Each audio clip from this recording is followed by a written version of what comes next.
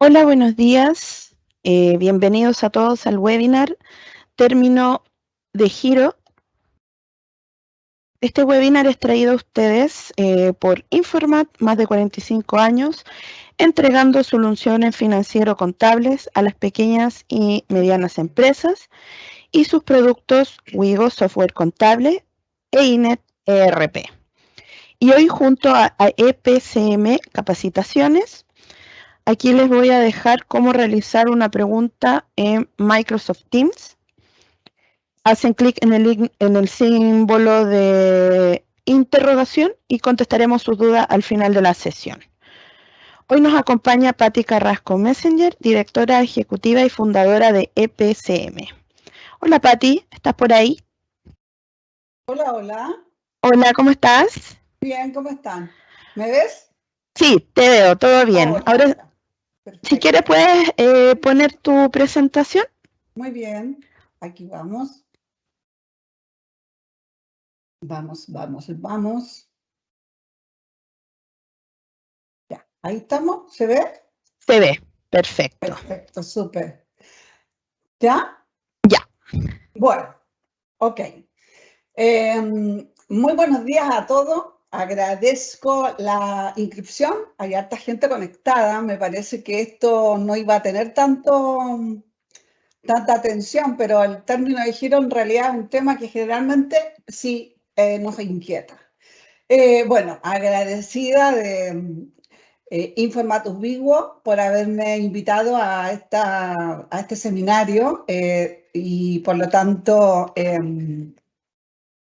te agradezco, Erika, esta invitación. Vamos entonces a poder compartir esta charla, este seminario sobre el término de giro. Vamos a ir viendo aquí. Permíteme un segundito. ¿Todo se ve bien, Erika? ¿Está bien ahí todo? Perfectamente. Perfecto, ya, vale. Ok, chiquillas, colegas y colegas.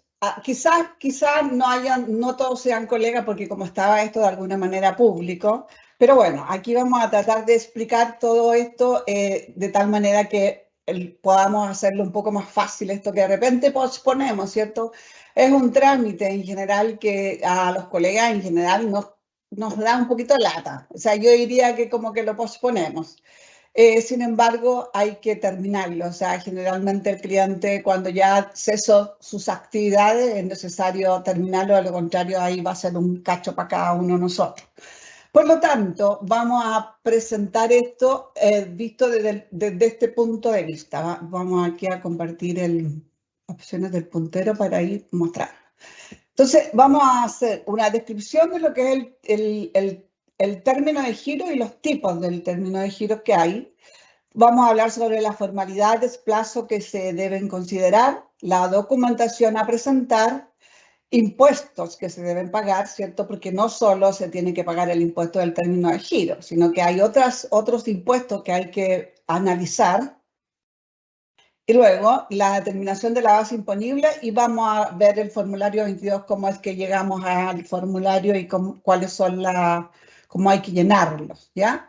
Sin embargo, cuando estamos pensando en un término de giro, necesitamos hacernos estos cuestionamientos, como preguntarnos, ¿qué pasa? Puede ser nuestro cliente, ¿cierto? O puede ser un cliente que nos llega solo para el término de giro. Cuando es nuestro cliente nosotros conocemos, pero sin embargo son temas que hay que tener en cuenta. ¿Cuál es el régimen tributario del contribuyente, cierto? Revisar el cese de la actividad, o sea, significa cuándo dejó de tener acciones económicas, digamos, es decir, cuándo cesó las actividades económicas, ¿cierto? Independientemente que nosotros hayamos presentado los formularios 29 sin movimiento a posterior o con arrastres típicos que son como los de los créditos fiscales. ¿Cuál sería la reforma tributaria a considerar? O sea, eso significa que si tenemos un término de giro al cual le fuimos presentando formularios 29, ¿cierto?, a la fecha, pero su cese de la actividad económica terminó en el año 2018, por ejemplo, Igualmente, nosotros debiéramos presentar el término de giro a la fecha del último formulario 29, aunque de alguna manera las actividades económicas fueron ya cesadas.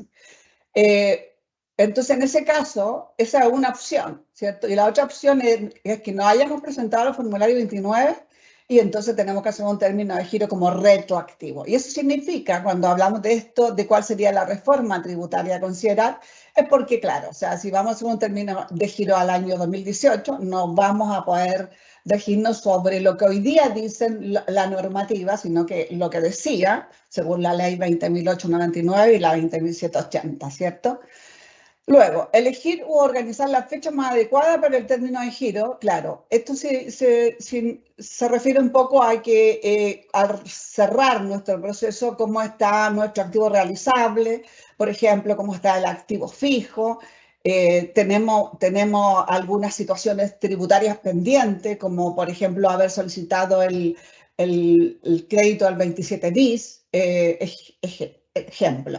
Existen mercaderías no vendidas respecto del activo realizable, ¿cierto? Tenemos activo fijo. Después tenemos el tema de como les decía yo, de las solicitudes pendientes del 27 bis y crédito fiscal, o tenemos algún remanente de crédito fiscal. Todas estas situaciones podríamos ahora mismo, cuando estamos comenzando esta charla, no entenderla. Sin embargo, al final vamos a darnos cuenta de que todas son importantes, ¿ok? Entonces, primero que nada, comentar de que los regímenes tributarios, ¿cierto?, que tenemos según la ley 21.210 son estos y que vamos a referirnos cuando hablamos de término de giro solo a estos regímenes por ahora. Tenemos entonces el régimen semi-integrado 14A, luego tenemos el régimen ProPyme general 14D3 de la LID y el régimen ProPyme 14D8, que son lo que vamos a analizar. Aquí tenemos un pequeño ciclo de vida, ¿cierto?, de una empresa cuando se inicia. Tenemos la constitución de la sociedad y luego originamos el RUT y la iniciación de actividades. Esto es como la habitualidad, ¿cierto? Inscripción como facturador electrónico y boletas de ventas y posteriormente verificación de actividades en la medida que nuestra empresa afecta al IVA. Luego van a ser muy pocas las empresas, entre paréntesis, que no estén afecto a IVA, ¿cierto? Porque sabemos que hay un gran cambio aquí respecto al IVA a partir del 1 de enero del 2023. Ok, y posteriormente comienzan nuestras obligaciones tributarias y solicitudes, otras varias solicitudes que nosotros hacemos a través de la petición administrativa, etcétera. Pero principalmente las obligaciones tributarias a través de nuestra presentación, formulario 29, formulario 22, y con todo esto adquirimos una patente comercial. Y entonces todo este trámite viene desde arriba hacia abajo, ¿se fijan? Cuando hablamos de un término de giro, esta situación cambia aquí, porque vamos al revés, ¿cierto? Cerramos la facturación electrónica, damos de baja los documentos tributarios, ¿cierto? En el caso, por ejemplo, de los software de mercado, ¿cierto? Tenemos que ahí dar de baja todo ese proceso. Tramitamos, considerando todo esto que visualizamos en la lámina anterior, el término de giro. Y una vez que nosotros tramitamos este término de giro, lo que logramos aquí es un certificado de parte del Servicio de Impuesto Interno que estamos con término de giro y posteriormente, en el caso de que este contribuyente sea una sociedad, correspondería entonces hacer la disolución de la sociedad. Trámite que en general ya no corresponde asesorarnos por un abogado, pero que tiene como objetivo, ¿cierto?, terminar el proceso del contribuyente. Sin embargo, también aquí puede suceder de que la sociedad continúe y la empresa abra una nueva sociedad, o sea, un nuevo giro, por ejemplo, ¿ya? Pero en la medida que esto no vaya a continuar, se debiera hacer una disolución de la sociedad y en esta misma escritura se hacen las adjudicaciones de los posibles bienes que quedaron en esta empresa que terminó el giro, ¿cierto? Y que tuvo que adjudicar los bienes a sus socios. Eso es más o menos en general, ¿cierto? Como una introducción. Entonces, ay, no me corre. Ay, se ve largo. Ya, perfecto. Entonces tenemos una descripción y tipo de término de giro. Tenemos aquí, entre paréntesis, primera vez que uso este Team, entonces me complica un poco la... Normalmente hacemos por Zoom nosotros nuestras charlas y nuestros cursos. ¿Qué es un término de giro? El término de giro corresponde a un aviso por escrito de carácter formal cumpliendo cierto protocolo que se hace ante el Servicio de Impuestos Internos. De acuerdo con la normativa general, todas las personas naturales o jurídicas que pongan fin a su giro comercial o industrial o que cesen en sus actividades y que por esta razón dejen de estar afectos a impuestos deberán informar el término de giro. Existen dos formas de término de giro. Una por voluntad del contribuyente, cuando cesa la actividad comercial, y el otro es por término de giro por actuación del Servicio de Impuestos Internos. Vamos a hablar primero que nada sobre el término de giro por actuación de parte del Servicio de Impuestos Internos. ¿Okay? Tenemos la opción que es por citación y por resolución. ¿Ok? El artículo 69, el texto del 6, 7 y 8 se refieren entonces a este tipo de término de giro por parte del Servicio de Impuestos Internos por citación. Frente a la no presentación, ¿cuándo es que el Servicio de Impuestos Internos podría realizar este término de giro? Dice, frente a la no presentación de declaraciones de impuestos, sean mensuales o anuales por un lapso de 18 meses seguidos, mensuales o 2 años tributarios consecutivos anuales. O sea, por ejemplo, 2 años consecutivos de no presentación de la renta, ¿cierto? O los formularios 29 cuando suman 18 meses. Entonces, eso al Servicio de Impuestos Internos lo hace vía citación, donde llama al contribuyente y le comenta que entonces, si está sin actividad, debiera hacer su término de giro. Y el inciso 9 del artículo 69, del artículo 69 del Código Tributario se refiere a lo que tiene relación con el término de giro mediante resolución. Se presumirá legalmente que ha terminado su giro, lo que debe ser declarado por el Servicio de Impuestos Internos mediante resolución y sin necesidad de citación previa.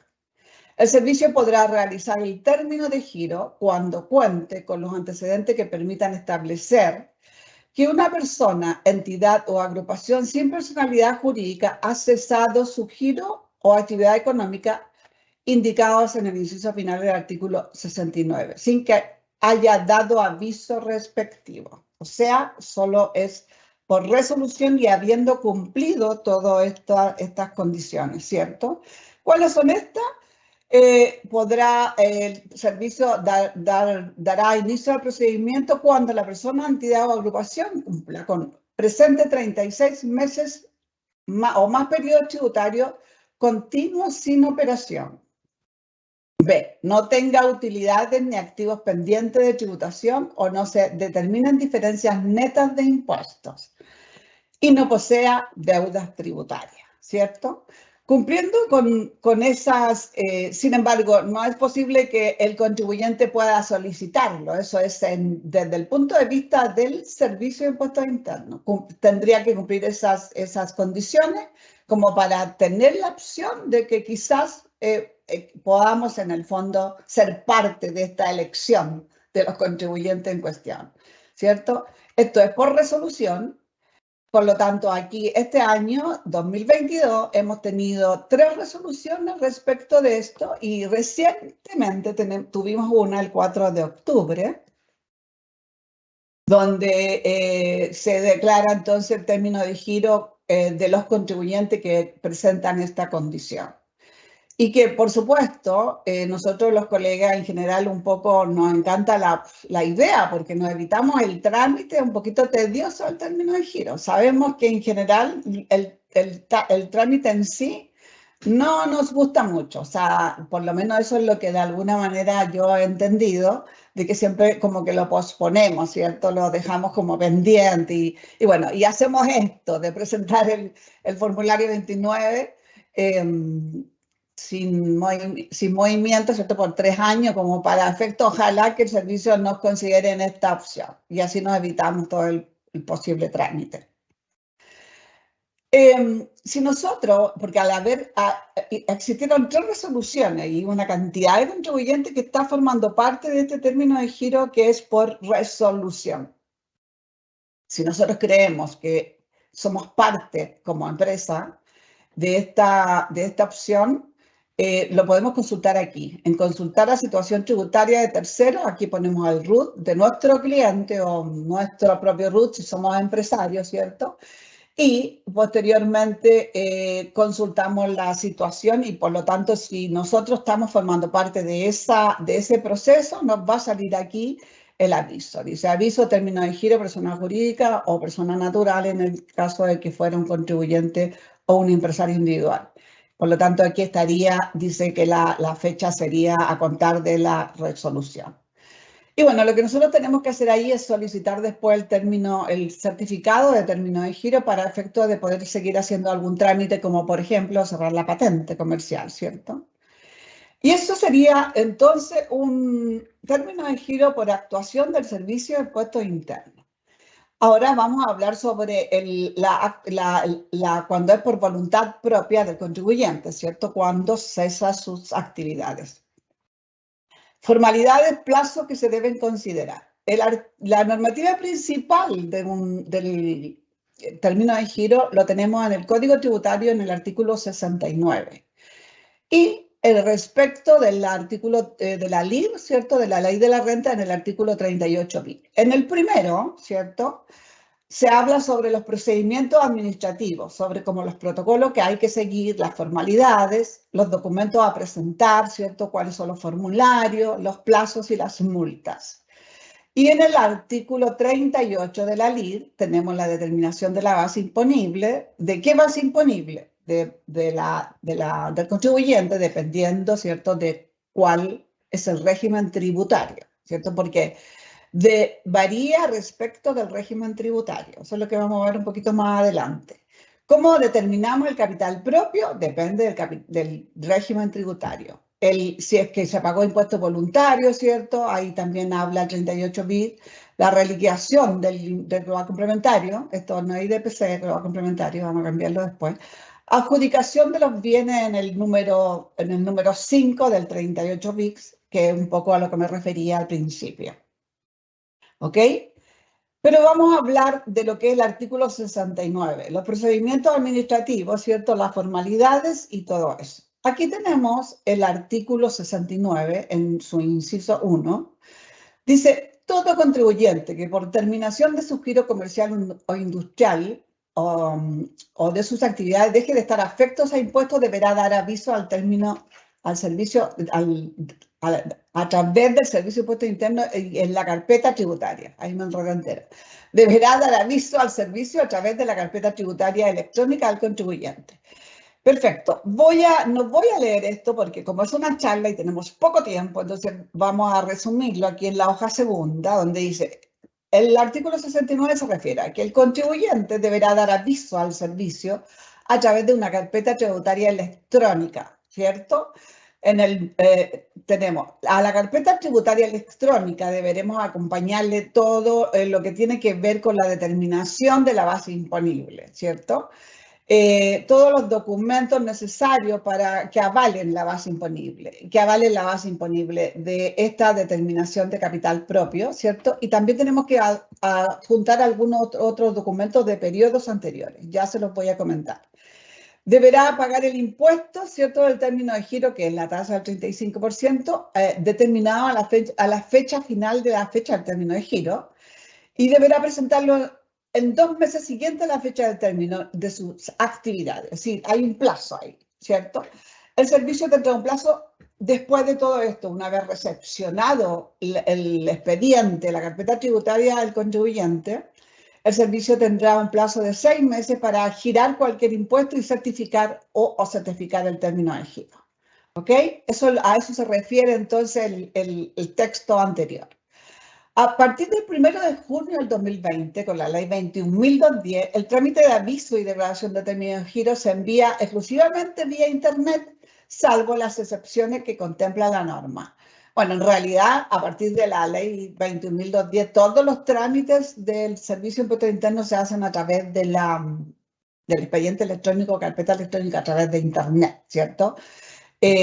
Por lo tanto, aquí no estamos refiriendo específicamente al término de giro, pero sabemos que hay cambios respecto a eso.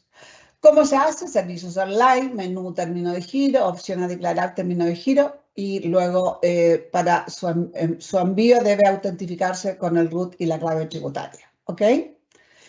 En el número 2 dice que hay algunos contribuyentes que no pueden, ¿cierto?, presentar este trámite a través de Internet. Entonces dice, tratándose de contribuyentes que desarrollen su actividad económica en un lugar geográfico sin cobertura de datos móviles o fijos, de operación de telecomunicaciones que tienen infraestructura o sin acceso a energía eléctrica o en lugar decretado como zona de catástrofe.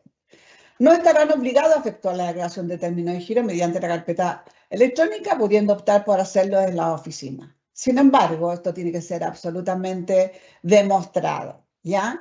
Es decir, los contribuyentes en general deben hacer los trámites a través de la carpeta electrónica. El plazo, que era un poco lo que estábamos refiriéndonos ahí en el listado de lo que se refiere al inciso 1 de este artículo 69 del Código Tributario, dice, por parte del contribuyente dentro de los 2 meses siguientes al cese de las actividades comerciales relacionadas con el giro. Así, por ejemplo, si la actividad de giro finaliza el 4 de agosto, debe informarse tal situación a más tardar el 5 de octubre. O sea, sería agosto, septiembre, octubre, al día siguiente del día 4, digamos. Eso lo muestra así también las circulares, digamos, que son las 62 y las 73, que tienen relación con el régimen semi-integrado. Las sanciones, si no se da aviso de término de giro cuando se está obligado a hacerlo, están establecidas en el artículo 97, número 1 y 2 del Decreto Ley 830 sobre el Código Tributario. Y aquí varía, ¿cierto?, respecto de que si determinamos una base imponible sin pago, entonces la multa que indica el artículo 97 está desde una unidad tributaria mensual a una anual. Cuando es con pago, la multa cambia aquí, es del 10% de los impuestos que resulten de la liquidación, siempre que dicho retardo u omisión no sea superior a 5 meses. Entonces aquí es como súper importante cuando hablamos de esta situación que le planteaba yo al principio, cuando tenemos una empresa que va a terminar el giro y viendo qué es lo más adecuado, ¿cierto? Si hacer el término de giro de inmediato, considerando, por ejemplo, que tenemos un balance que está mostrándonos activos realizables, nos está mostrando activos fijos, nos está mostrando un resultado, tenemos sueldo, tenemos honorario en el mismo periodo. Quizás no es el minuto para hacer el término de giro y entonces tenemos que empezar a presentar el formulario 29 sin movimiento. Y posteriormente, cuando queremos hacer el término de giro, ¿cierto?, tenemos que evaluar este tema respecto de las multas, ¿cierto?, si lo hacemos con efecto retroactivo, porque si no significa, y sobre todo cuando no tenemos la presentación del formulario 29, es decir, terminamos la actividad y luego nos olvidamos, o los queridos contribuyentes se olvidó, ¿cierto?, de presentar el formulario 29 o rentas, etcétera, y todas las obligaciones tributarias las dejó ahí. Entonces, ahí hay que evaluar la opción de que si es conveniente hacerlo con efecto retroactivo o presentar los formularios 29 más adelante, pagar la multa correspondiente, porque va a depender de qué base imponible tengamos una vez determinada esta base imponible, ¿cierto? Concluir cuáles son estas multas y cómo nos influiría en cada caso, ¿cierto? Hay que hacer un análisis dependiendo del tipo de empresa y de situación particular. ¿Cuál es la documentación que debemos presentar para este trámite del término de giro? También aquí está separado en 2, periodos del término de giro y periodos anteriores al término de giro, porque existe la obligación también respecto de los periodos anteriores. Primero vamos a hablar sobre los documentos a presentar del periodo, ¿cierto? Dice, formulario 21, por supuesto, que es el más importante, donde le vamos a contar al Servicio de Impuestos Internos la decisión del término de giro, ¿cierto? Donde le vamos a mostrar todos nuestros movimientos desde el punto de vista del activo realizable, del activo fijo. Le tenemos que mostrar si tenemos ahí créditos fiscales, ¿cierto? Le tenemos que mostrar si o se origina o no un débito fiscal, ¿cierto? ¿Por qué un débito fiscal podrían decir ustedes? Claro, porque resulta que si tenemos un activo realizable, venta que aún no hemos hecho, ¿cierto? Lo muestra el balance o lo muestra el inventario que debemos hacer en el caso de los regímenes ProPyme, se va a determinar un impuesto de IVA en la medida, ¿cierto?, que esta empresa haya sido afecta a IVA. Por lo tanto, vamos a traer quizás también un remanente fiscal y ahí podemos entonces hacer uso de este remanente fiscal, rebajárselo a este débito fiscal.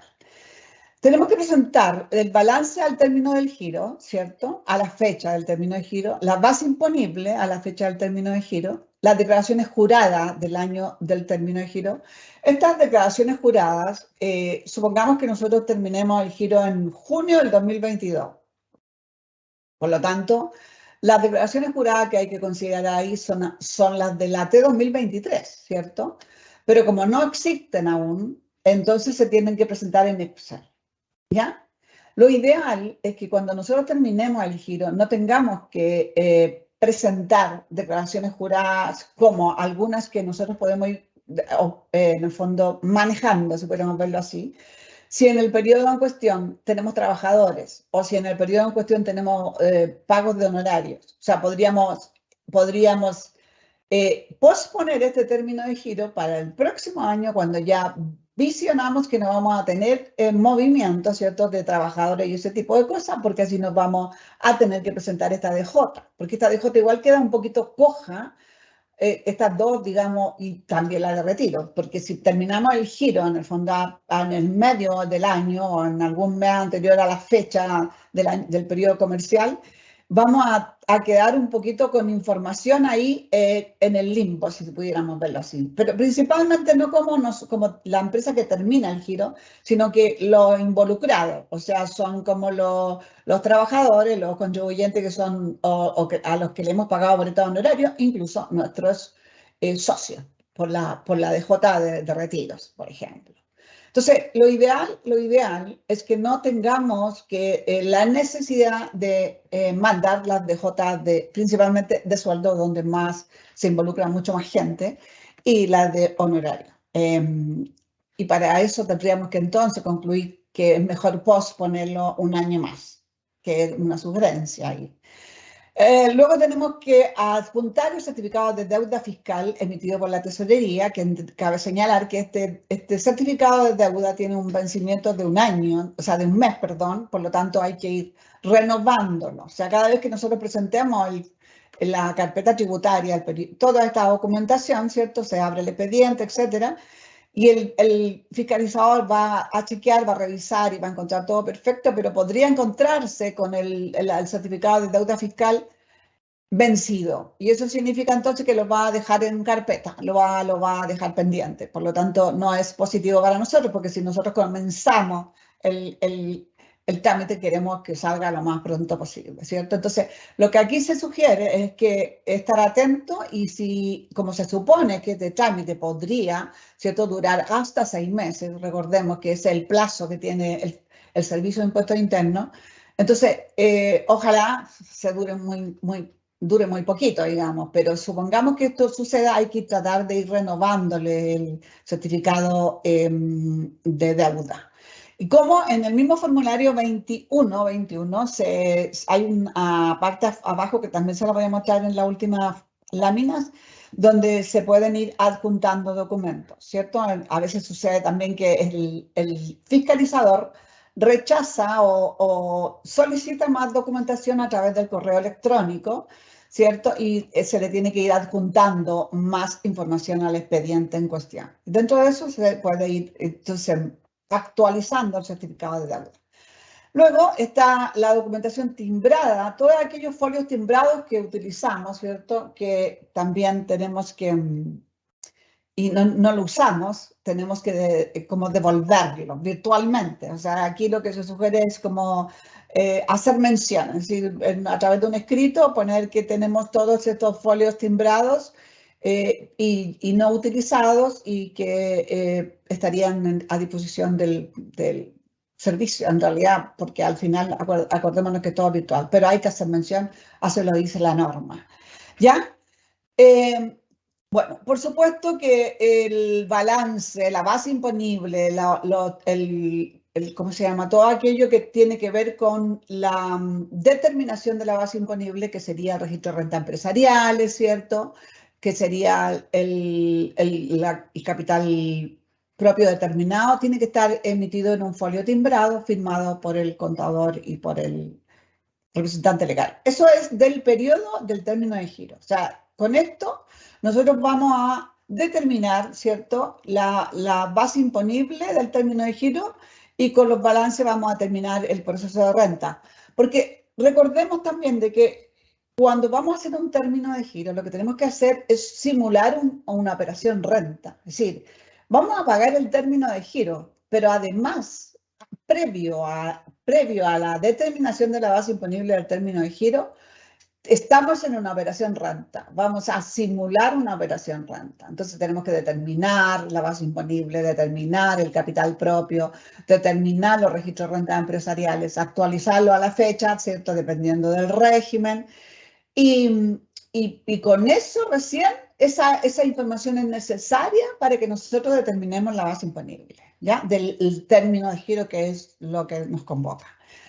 Bueno, cuando nosotros tengamos que ir a la oficina o por alguna razón el fiscalizador nos cita a la oficina, ¿cierto? Después de haber hecho o comenzado el proceso virtual, ¿cierto? Ahí tenemos que llevar estos documentos, que todos ya lo sabemos, que es la cédula de identidad de quien hace el trámite y los poderes y mandatos para acreditar que tenemos la facultad de hacer el trámite, ¿cierto? Dentro de los periodos anteriores, ¿cierto? Dependiendo un poco del régimen, aquí va a variar, ¿cierto? Tenemos el balance de 8 columnas, la renta imponible, capital propio y el registro de rentas empresariales emitido en un folio timbrado y lo mismo. Todos estos documentos impresos en folio timbrado y firmados por el representante legal y el contador o contadora de la empresa. Toda esta información, si bien es cierto, el Servicio de Impuestos Internos lo tiene, ¿cierto? Lo tiene a través de los formularios 22, ¿cierto? Del recuadro, en este caso, la renta imponible del formulario 22. Este es un semi-integrado, el recuadro 12. Nosotros se lo informamos ya, pero no está en el documento de determinación de renta líquida. Y esta es la que tenemos que anexar a todo el set que vamos a presentarles al servicio para el término de giro. Todo esto estaba ya informado. En el caso, por ejemplo, del 14D3, ¿cierto? Respecto de lo anterior, sabemos que podemos, el 14D3 puede tener contabilidad completa por defecto, pero también puede tener una contabilidad simplificada. Y dependiendo un poco de eso, va a presentar o balance tributario o el libro caja. La determinación de la base imponible, ¿cierto? Que esto en base a flujo, sabemos que es así, ¿cierto? Y que también la tenemos informado a través del formulario 22 o las declaraciones juradas, o declaraciones juradas pensando en que pudiera ser que este término de giro lo estemos haciendo antes del año tributario a 2020, o sea, 31 de diciembre de 2019, ¿cierto? Porque en ese caso las bases imponibles, recordémonos que se declaraban o se mostraban, se enviaban a través de una DJ. El capital tributario simplificado, ¿cierto? De acuerdo a las normas vigentes de la letra J. Aquí lo que estamos haciendo es que estamos mandando la información que avala, ¿cierto? Todo aquello que ya presentamos en las declaraciones de renta de los años anteriores. No debe ser nada diferente, tiene que avalar aquello, ¿cierto? Que es súper importante. Y por supuesto que aquí también es importante que nuestros 3 últimos periodos, que son los que tenemos que presentar, no estén con observación, no haya nada en renta con alguna objeción, porque tendríamos que partir de ahí primero antes de que hiciéramos el término de giro. O sea, solucionar eso primero. En el caso de un D8, ¿cierto? Tiene que presentar su libro caja, porque recordemos que ellos son contabilidad simplificada, a no ser que hayan presentado o solicitado contabilidad completa. Por lo tanto, ahí en ese caso debería presentar balance. Lo mismo pasa con la base imponible, ¿cierto? Y el capital propio simplificado. Todo esto está avalando la operación renta de los años anteriores, ¿sí? Y respecto del D8, tenemos un agregado ahí, que es el de un informe que tendríamos que presentarlo igualmente en hoja foliada y con las mismas condiciones, y que tiene relación con el ingreso diferido. Este es el cálculo que deben realizar los contribuyentes que ingresen al 14D8, solo cuando tengan por origen otro régimen tributario, ¿cierto? Y mantengan utilidades afectas a impuestos finales pendientes de tributar. Bueno, este ingreso diferido, ¿cierto? Se trataba de aquellas empresas que al 31 de diciembre del 2016 se cambiaron de régimen tributario y se fueron a un 14 TER, ¿cierto? Y traían un FUT acumulado. Entonces, estas rentas estaban pendientes de tributación de impuestos finales. Y el 14 TER, ¿cierto? Era un régimen donde se tributaba todo en el mismo periodo, que es lo mismo que ahora el 14D8.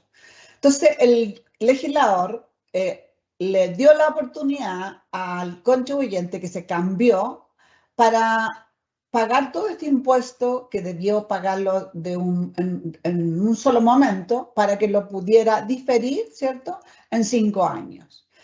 Y ahí hay un tipo de ingreso diferido, ¿cierto?, que tendría relación con el 14 TER. ¿Y qué tiene que ver el 14D8? Claro, que recordemos que los 14 TER, todos se fueron por defecto al 14D8.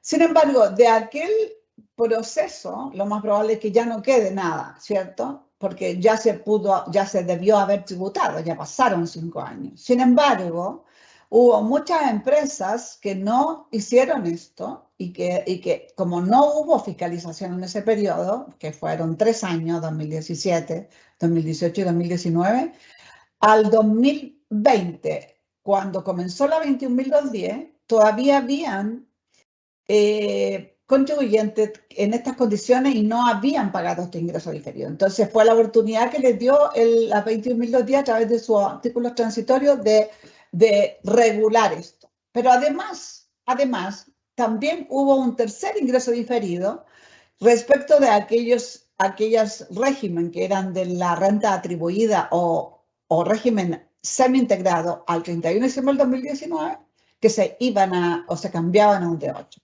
¿cierto? Y ahí, entonces, en este caso, el tiempo a diferir este impuesto pendiente de tributación fue por 10 años. Entonces, aquí podría un D8, ¿cierto?, que tienen esas características, tener este ingreso diferido. Es un impuesto o una base imponible pendientes de pago de impuestos finales. Y por eso que es importante agregarlo, ¿cierto?, a la base imponible. Pero en este caso se agrega la base imponible al término de giro. Pero todavía no estamos hablando de la base imponible al término de giro. Lo que tenemos que aquí mostrar, estamos hablando de los documentos que debemos presentar de los años anteriores. Pero tenemos que presentarlo porque esto constituye un historial de este tipo de empresas que tienen el caso al término del ingreso diferido. Ok. ¿Cuáles son los impuestos a pagar en un término de giro? Uno diría, bueno, obvio, el impuesto al término de giro, ¿cierto? El impuesto al término de giro es el más importante en esta ocasión, ¿cierto? Sin embargo, les comentaba yo que era importante que se simulaba una operación renta. Entonces, por lo tanto, también se paga impuesto a la renta y también se paga impuesto a las ventas y servicios, ¿cierto? En el caso de que nuestra empresa sea afectada al IVA. En este caso, cuando determinamos un balance y tenemos activos realizables, ¿cierto?, tenemos que definir cuáles son los IVAs que están pendientes y, por lo tanto, mostrarlo a través de formulario 21, que inmediatamente va a grabarle el 19%, ¿cierto? y el impuesto a la renta a través de una base imponible. Entonces determinamos base imponible, registro de rentas empresariales, ¿cierto? Y determinamos el balance, o sea, la base imponible del activo realizable o del activo fijo, que son los valores que van a tener que ir mostrados en el formulario 2121. Respecto del impuesto del término de giro, ¿cierto? Aquí hay que considerar dos cosas. Cuando la empresa determina la base imponible del término de giro,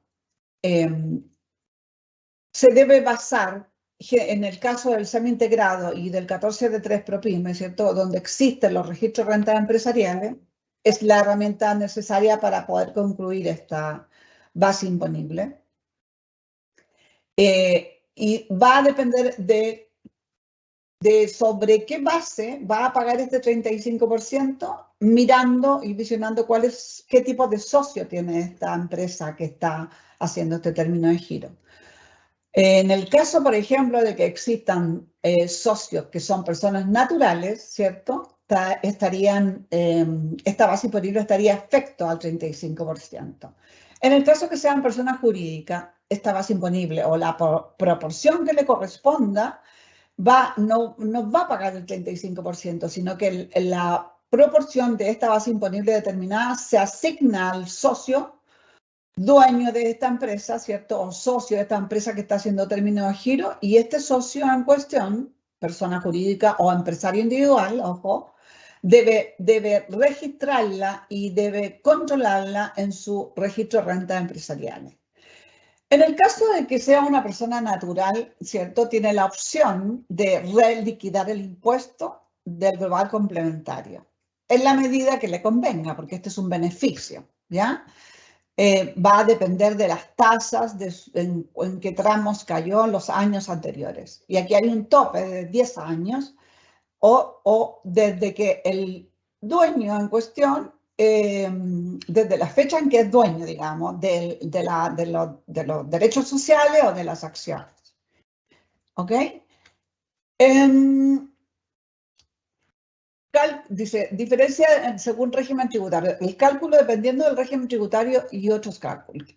Esto depende un poquito, como yo les decía, del tipo de régimen. Cómo vamos a determinar la base imponible, cómo vamos a determinar el capital propio, cómo vamos a determinar el RAI, ¿cierto? Y el impuesto según la situación societaria, porque vamos a tener que revisar cuál es la calidad de los socios, ¿cierto? ¿Qué tipo de socios son para efecto de concluir entonces qué impuesto es el que vamos a pagar o sobre qué vamos a pagar el 35%. Imaginándonos que una empresa, persona jurídica, ¿cierto? Hace término de giro y a su vez tiene socios, persona jurídica, va a tener que hacer todo el proceso de determinación de base imponible igualmente, pero no va a pagar este 35%, porque imaginémonos un 50% ambos socios, pero que son personas jurídicas, o no necesariamente personas jurídicas, sino que son contribuyentes de primera categoría, ¿ya? Porque podría ser una persona natural, contribuyente de primera categoría. Entonces, se le asigna. Por lo tanto, la empresa en cuestión que está haciendo término de giro no paga el 35%. Respecto del IVA, aquí tenemos un tema que tiene que ver con el artículo 28 de la Ley de las Ventas y Servicios. Dice, en los casos de término de giro, el saldo de crédito que hubiera quedado a favor del contribuyente podrá ser imputado por este al impuesto del presente título que se causara por motivo de venta o liquidación del establecimiento. Era lo que yo les contaba. Si aún quedara un remanente a su favor, o sea, cuando nosotros presentamos los formularios 29 y lo traemos de arrastre, ¿cierto? Entonces, podemos rebajarlo de este débito fiscal que se va a originar por nuestro saldo que queda en el activo realizable o del activo fijo. Ok, entonces, pero dice, si aún queda lo remanente a su favor, solo podrá imputarlo al pago de impuestos a la renta de primera categoría que adeudare por el ejercicio. O sea, este remanente en el término de giro podemos rebajarlo de el débito fiscal que se origine Y podemos también rebajarlo del impuesto a la renta, ¿ya? Pero nunca del impuesto del término de giro. ¿Cuándo se paga el impuesto? Que era un poco lo que le estaba contando respecto a los propietarios que sean empresas sujetas a la disposición en el artículo A o D3, no corresponde pagar el impuesto de término de giro por la renta que deban considerarse retiradas, remesadas o distribuidas. Estas rentas deberán ser certificadas a dichos propietarios con sus respectivos créditos cuando corresponda, quienes deberán controlar tales sumas en el registro de rentas empresariales.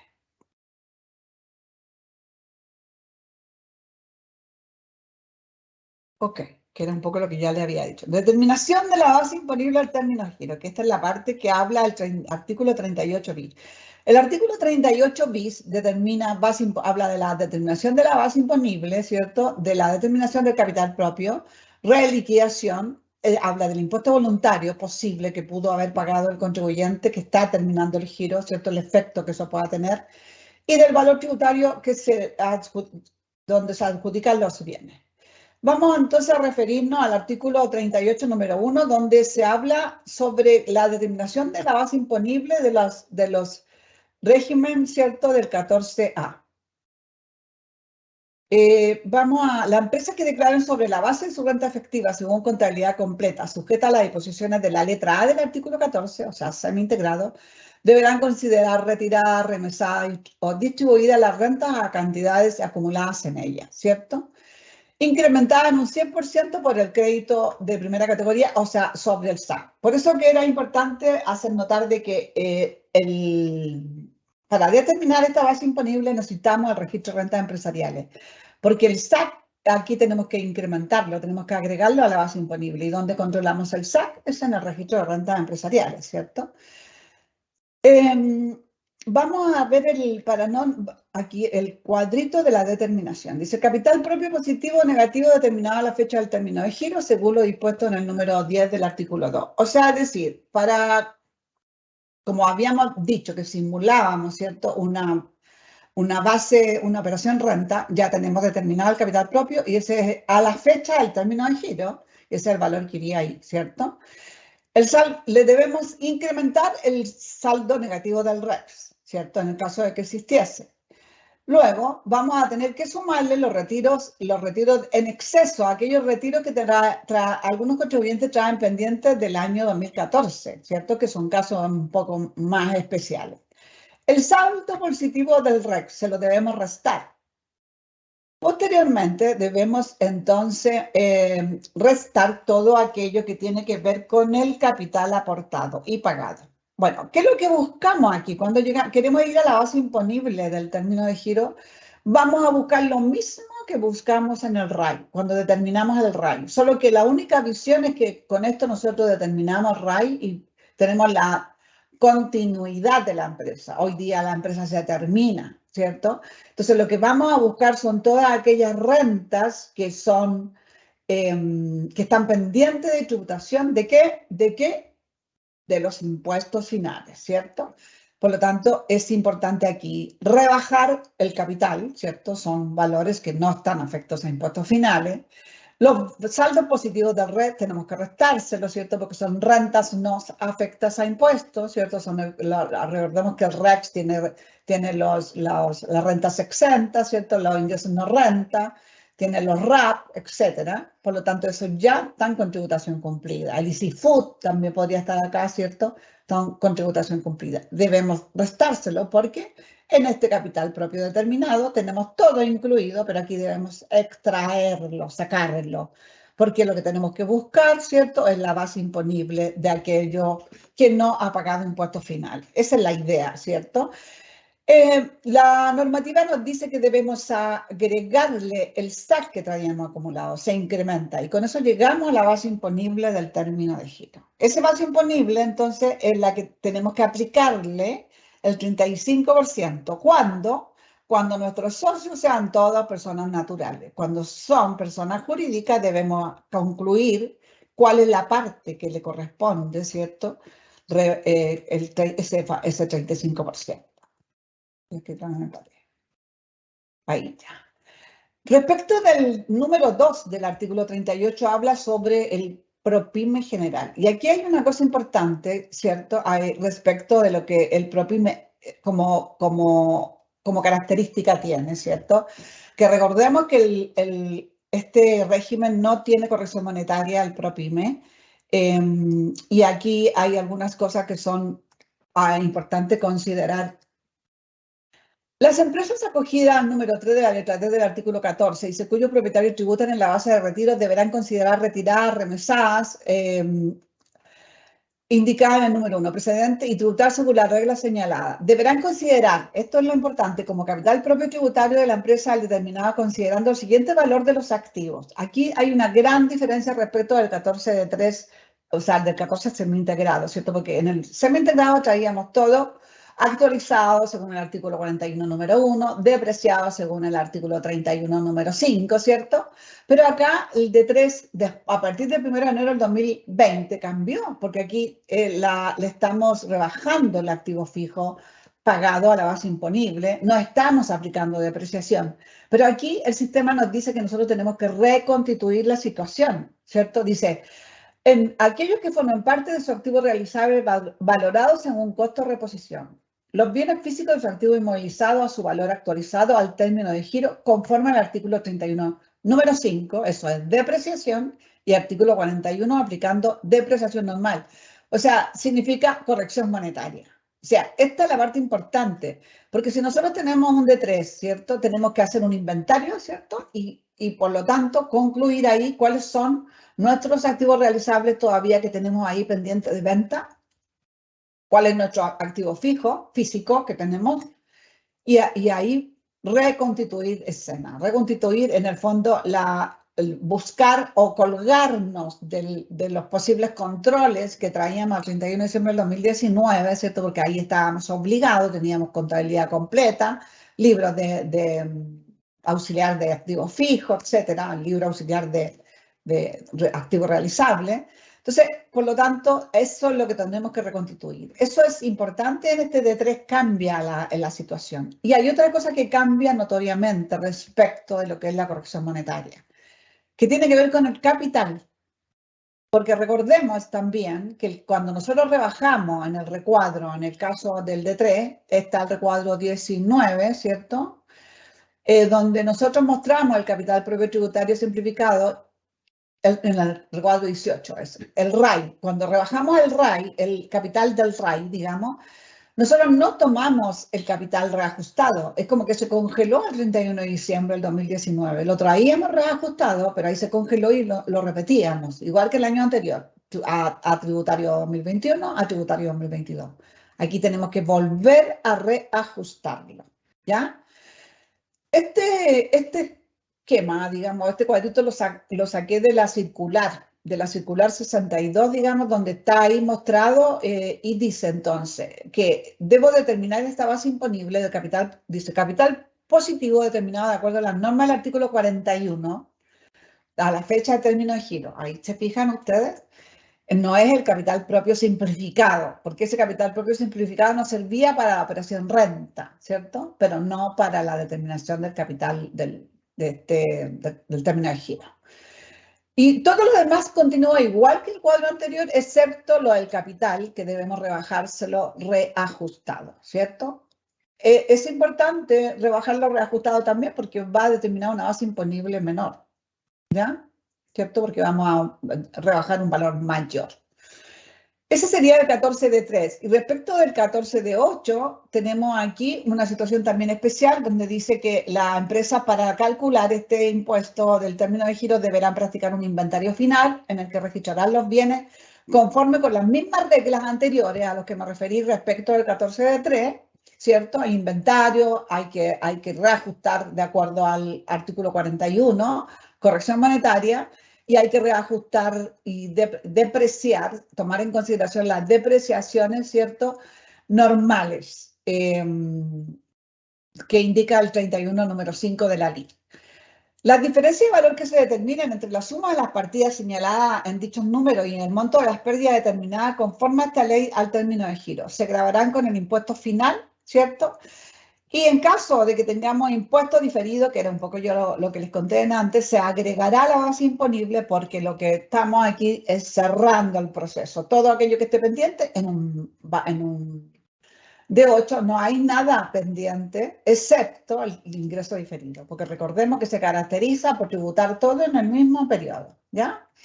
Y esa sería la forma entonces de determinar la base imponible de un D8. Aquí tenemos el mismo cuadrito, dice, cambia un poquito aquí el cuadro, ¿cierto? Dice valor neto de los bienes físicos del activo inmovilizado a la fecha del término de giro según norma del artículo 31, número 5, depreciación normal, y el 2 del artículo 41. Costo de reposición de bienes del activo fijo, también lo mismo. Hay que considerar la norma del artículo 8, letra M, ¿cierto? En el caso si ya la fecha de adquisición es mayor a 36 meses, recordemos que entonces no estaría afecto a IVA aunque hubiéramos tenido derecho al crédito fiscal cuando lo adquirimos, ¿cierto? Es importante saberlo. Demás activos valorizados a la fecha de término de giro. Y luego, entonces, le tenemos que sumar el ingreso diferido posible que tengamos y restarle las pérdidas del periodo. Ahí llegamos a esta base imponible, pero esta base imponible, ¿cierto?, tiene una particularidad que no va a tributar con impuesto a la renta, o sea, con el término de giro, sino que va a pasar directo a los globales complementarios de los socios, ¿ya? Ok,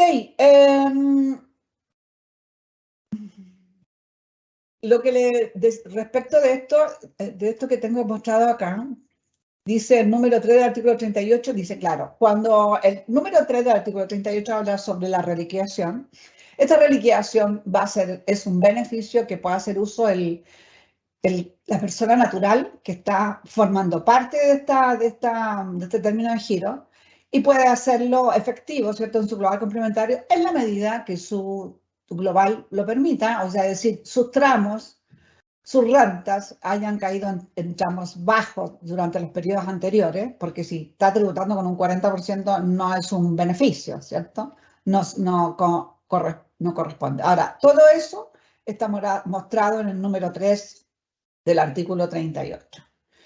Y en el número 5 habla sobre los costos tributarios de los bienes adjudicados. ¿Ya? Ahí está mostrado Pero aquí le quería hablar sobre esta resolución 171 del 29 de diciembre del 2020, donde explica y establece el plazo en que las empresas que sean contribuyentes de la primera categoría y se encuentren sujetas al D3 o al A, ¿cierto?, al semi-integrado, cómo deben certificar este valor del costo de los bienes adjudicados. Hay un certificado que muestra la misma circular al final, donde se registra la razón social de la empresa que está adjudicando los bienes, que terminó el giro y que como conclusión adjudica bienes, ¿cierto? Y aquí la fecha del término de giro de la sociedad, la individualización del receptor, ¿cierto?, y el valor de adquisición, el valor tributario que se le va a asignar al bien adquirido. Las socias personas jurídicas receptoras de esta renta del término de giro, dice, por otra parte, las rentas que no fueron grabadas con el impuesto de término de giro por corresponder a propietarios sujetos a la letra A del 3 y del 14 del A y del 14 de 3, ¿cierto? Deben controlar su renta asignada y sus créditos en el registro de rentas empresariales en un cuadro especial que lo indica una resolución, en este minuto no me acuerdo del nombre de la resolución, pero que está en su anexo 5, donde está clarito ahí, y ahí tienen que permanecer estos valores mientras se adjudican estos montos, ¿cierto? En la medida que se produzca se adjudiquen, entonces pasan al inventario, al área del activo, y se concluye si existe una pérdida o una ganancia en el balance de la empresa receptora, una pérdida o ganancia tributaria, ¿ya? Respecto del formulario 21, estamos casi terminando ya. Bueno, aquí rapidito, el formulario 21 lo encontramos ahí, declaramos término de giro, llegamos a esto, le ponemos acá la fecha del término de giro, el DERDE lo asume solo. acá es donde, esto es la parte importante. Aquí, cuando tengamos la asistencia final del activo realizable y de los activos fijos, se los ponemos acá e inmediatamente asuma el 19%. En el caso de que tengamos remanente, va rebajado, ¿cierto? BIS, el artículo 27 bis, se lo tenemos que reintegrar porque se lo debemos, o sea, se agrega ahí. Y acá va en la base imponible, ¿cierto? Del impuesto del término de giro, menos el SAC, porque aquí el valor que le incrementamos a la base imponible lo rebajamos en proporción al socio, ¿cierto? A la participación del socio. Y entonces nos da el valor a pagar del término de giro. Después lo mandamos, acá adjuntamos toda la documentación en cuestión que yo les comentaba y al final sale una opción ahí donde tú puedes modificar el 2121 o adjuntar y como reemplazar el certificado de rentas, el certificado de deudas, ¿cierto? Y bueno, aquí sale de nuevo el cuadrito en cuestión. Se nos pasó rapidísimo la hora, pero traté como un poquito de mostrarlo así en general todo. Aquí hay que hacerse de nuevo el cuestionamiento, ¿cierto? Pero ahora ya entendemos por qué. Y eso sería, chicos, la verdad que se pasa rápido. Lamentamos que no se pueda poder explicar algo más. Tenemos 194 asistentes, qué bien. Así que muchas gracias. Erika, ¿estás por ahí? Sí, excelente, Patti. Muchas gracias por tu presentación. Y ahora comenzamos la sesión de preguntas y respuestas. Voy a mostrarles acá cómo se hacen nuevamente las preguntas para que lo vean.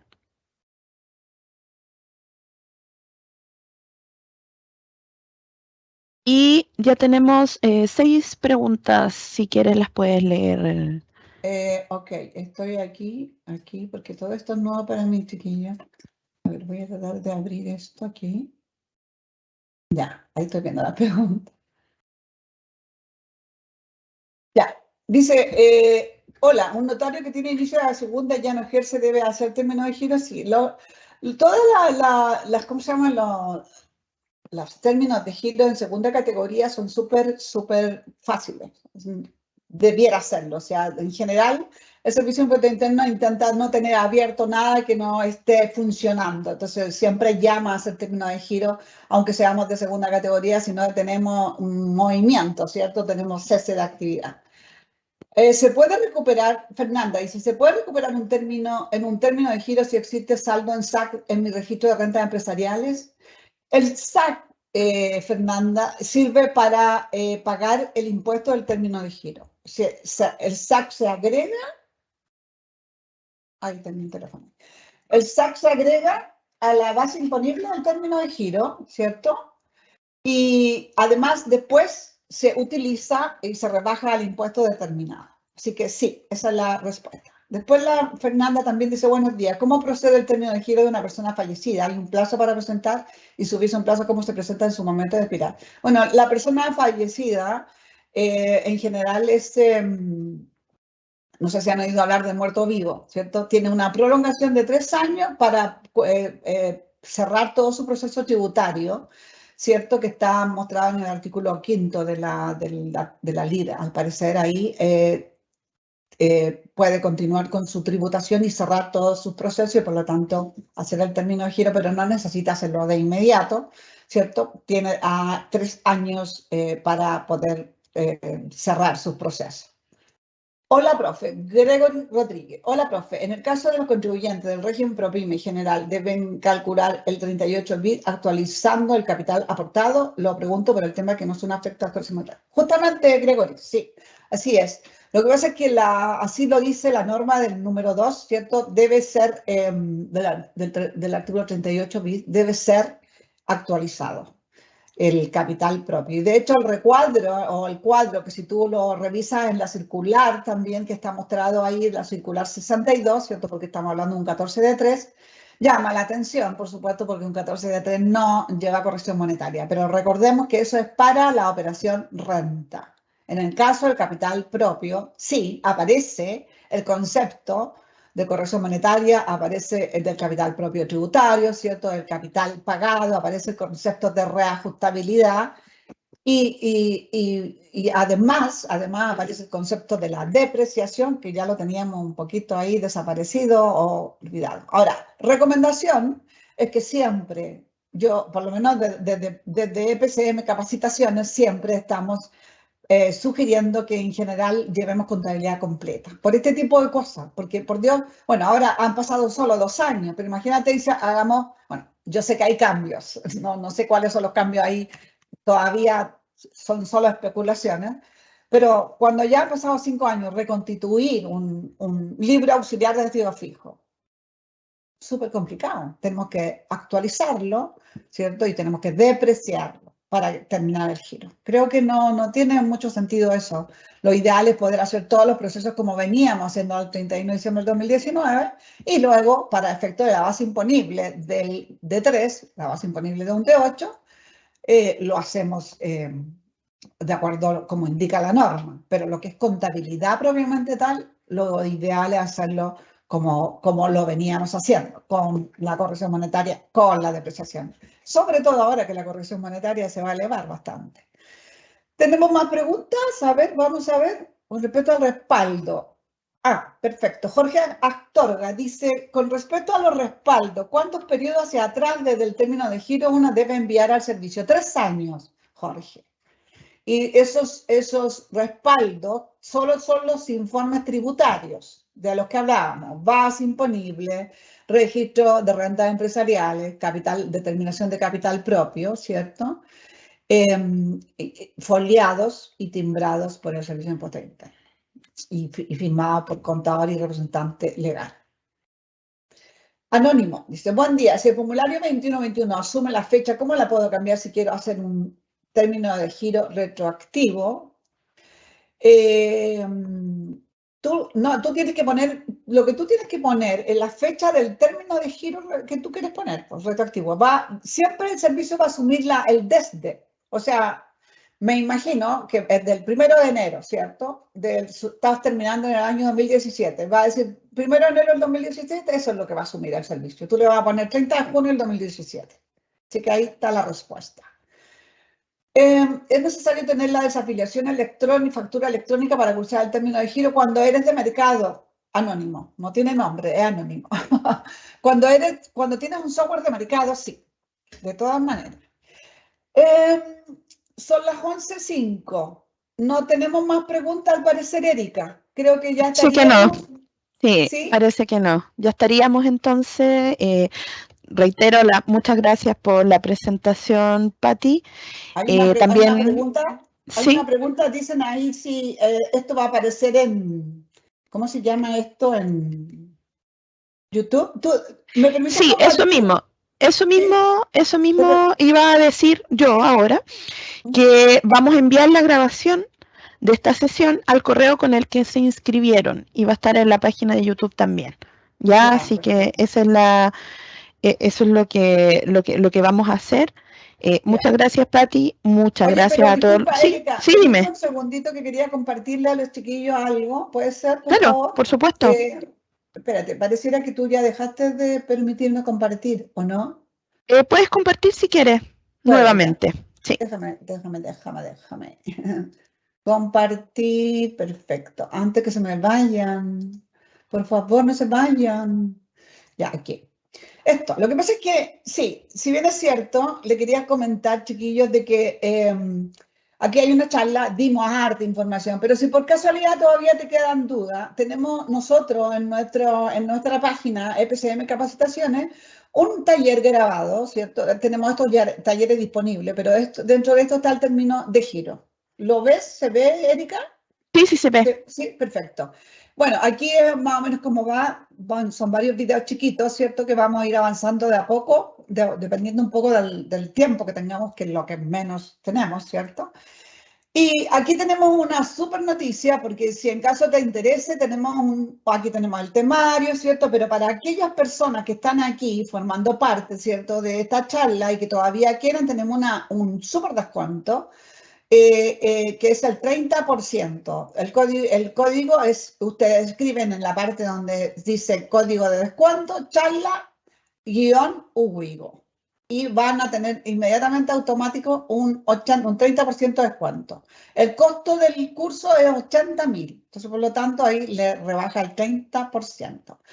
Y me imagino que aquí en este grupo también hay bastante exalumnos y por supuesto que los exalumnos son un poquito más regalones, ¿cierto? Y ellos sí tienen un 40% de descuento si es que les interesa, porque ahí en este ejercicio, en esto hacemos ejercicio de cada caso, ¿cierto? Conversamos, hablamos, hay preguntas.